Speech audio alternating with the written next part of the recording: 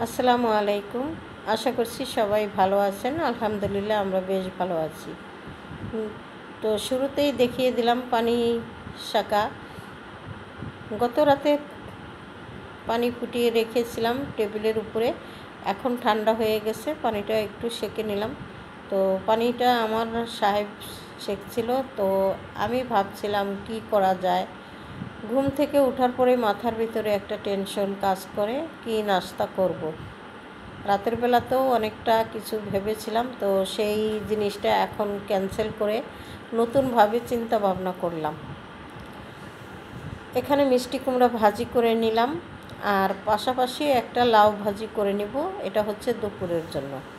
আজকে ভাবছি যে সকালবেলা আমরা গরম ভাত খাবো, যেহেতু বেগুন আছে। শীতের সিজনে কিন্তু বেগুন ভাজা, ডিম ভাজা এবং ধনিয়া পাতা ভর্তা হলে আরও বেশি ভালো হয়। তবে বাসায় ধনিয়া পাতা নাই, এখন শুধুমাত্র মরিচ ভর্তাটা করে সকালের নাস্তাটা করে নিব। এখানে বেগুন ভাজা শুরু করে দিলাম। বেগুন ভাজায় কিন্তু অল্প করে তেল দিলে আসলে তেলটা তাড়াতাড়ি শুকিয়ে যায়, আর বেশি করে তেল দিলে জালটা একটু বেশি আঁচ তাপ দিলে তো বেগুন ভাজায় কিন্তু তেল শুষে না। এই তো দেখতে পাচ্ছেন এখানে কিন্তু অনেক তেল, যেরকম তেল দিয়েছিলাম সেরকমটাই রয়ে গেছে। আর এদিকে আমার বেগুন ভাজাও কিন্তু হয়ে গেছে। তো ছেলেরা আসলে সকালবেলা ভাত ওইভাবে খেতে চাইবে না, তারপরেও আমি আজকে দিব ওদেরকে সকালবেলা ভাত।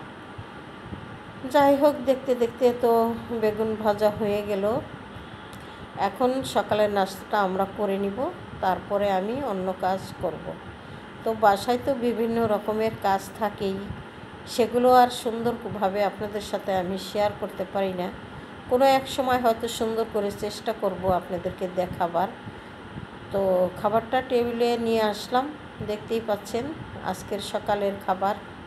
মিষ্টি কুমড়া ভাজি, বেগুন ভাজা, ডিম ভাজা, সেই সাথে হলো মরিচ ভর্তা। ভর্তাটা আমি তৈরি করিনি, এখনই করে দেব, তারপরেই খাওয়াটা শুরু করব।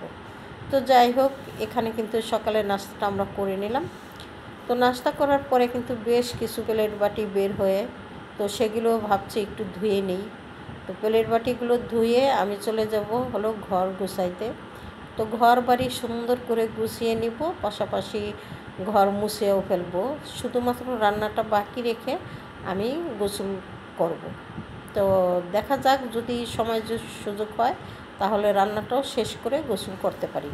তো সব সময় আমি এইভাবেই কাজ করি, কখনো গোসল করে ফেলি, কখনো রান্নাবান্না শেষ করে তারপরে গোসল করে নামাজ পড়ে খাবার খাই। তো আমার আগে সবাই খেয়ে নেয়, যার যার খাবার টেবিলে থাকে ইচ্ছা মতো হাত দিয়ে নিয়ে খায়। তা আমি কিন্তু আসলে সব সময় একেবারে প্লেটে বেড়ে দিই না খাবারগুলো, ওরাই নিয়ে খায়, যেহেতু আমি একা হাতে কাজ করি। এদিক থেকে এখন আমার প্লেট বাটিগুলো ধোয়া হয়ে গেল। এই তো দেখতেই পাচ্ছেন, এইভাবে এখানে রেখে দিই শুধুমাত্র পানি ঝরে যাওয়ার জন্য। তো যেহেতু বেগুন ভেজেছিলাম, তেল কিন্তু অতিরিক্ত ছিটে, যে সে কারণে চুলাটাও একটু মুছে নিলাম পরিষ্কার করে। আশপাশ চুলার পরিষ্কার পরিপাটি থাকলে রান্নাবান্না করতেও কিন্তু ভালো লাগে। আর সবসময় আমি এইভাবে করার চেষ্টা করি, তবে বিশেষ কখনো যদি ওইভাবে করতে না পারি তাহলে হয়তো একটু থেকেও যায়।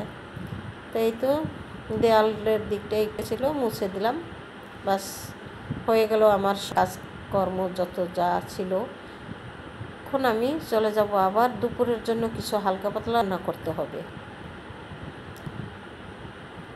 তো দুপুরের জন্য কিন্তু সকালেই আমি একটা ভাজি করে রেখে দিয়েছিলাম, লাউ ভাজি, আর এখন শুধু বোয়াল মাছটা রান্না করে নিব। তো অলরেডি প্লেট বাটি ধোয়ার পাশাপাশি আমি কিন্তু কড়াইতে তেল এবং পেঁয়াজ রসুন যা কিছু দেওয়ার ময় মশলা সব কিছু দিয়ে কিন্তু কষিয়ে নিয়েছিলাম।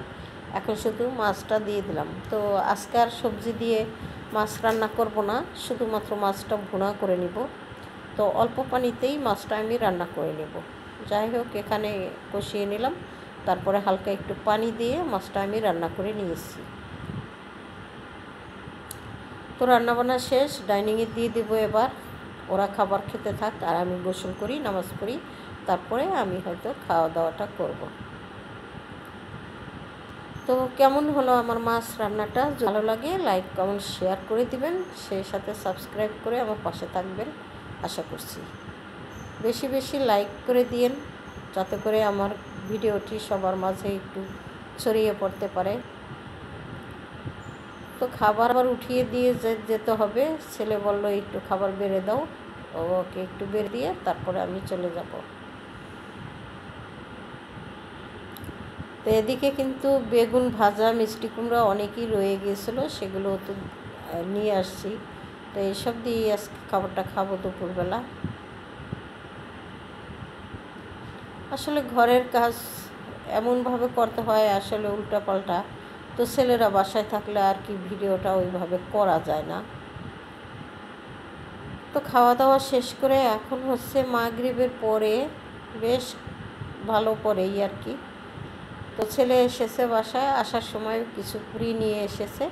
তো বাসায় এসে দেখ কেউ নেই, আমি শুধু একা আছি। তো কি আর করার, মা ছেলে পুরিগুলো খেয়ে নিব এখন। এই তো, আর সাথে একটু টমেটো সস নিয়েছিলাম। তো আমি আসলে পুরি অত বেশি খেতে চাই না, একটু গ্যাস, সেই কারণে।